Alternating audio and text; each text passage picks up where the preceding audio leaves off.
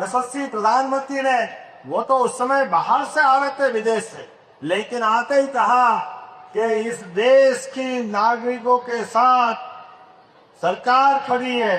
हमारी बहनों के सिंदूर सुहाग के साथ किसने भी नामनाक हरकत की है, हम उसको छोड़ने वाले नहीं है। और हमने सबने देखा डंके की चोट, ऑपरेशन सिंदूर से पाकिस्तान की हालत खराब कर दी। जोरदार अभिनंदन करें अपने इस बढ़त में लौट के भारत के लिए, यशस्वी प्रधानमंत्री के नेतृत्व में, सेना के पराक्रम के लिए।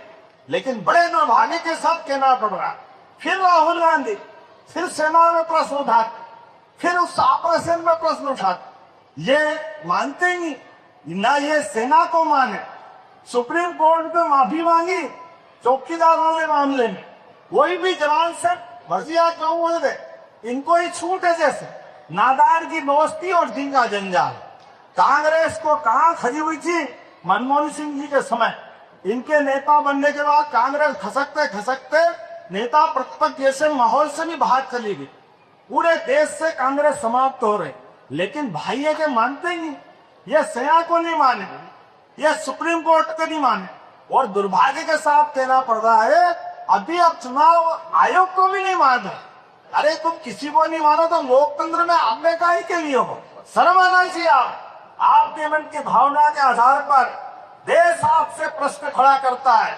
आपको अपना वोट बैंक बनाना हो तो बनाओ, लेकिन ये पवित्र संस्था है चुनाव आयोग, दुनिया का सबसे बड़ा लोकतंत्र है भारत। और हमें गर्व है भारत में लोकतंत्र जिंदा है तो न्यायालय, सेना और चुनाव आयोग के कारण से है। जोरदार अभिनंदन करें इस इलेक्टेड देश के अंदर।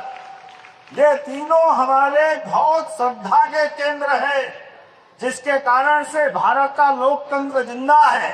मैं आपके माध्यम से राहुल गांधी जी से अपील करना चाहता हूँ, ये हमारे हाथ में फहरने वाला तिरंगा ये अपील करता है कि अपनी मर्यादा में रहो।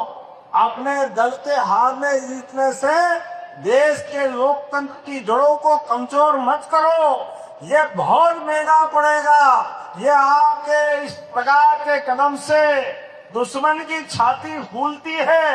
आपके एक बयान से पाकिस्तानी बल्ले बल्ले होते हैं। ये पाप मत करो, भगवान के लिए ये पाप में इस जगह को छोड़ो, ऊपर भी आपको जगह मिलने वाली नहीं है, इतनी बड़ी गलती कर रहे हो।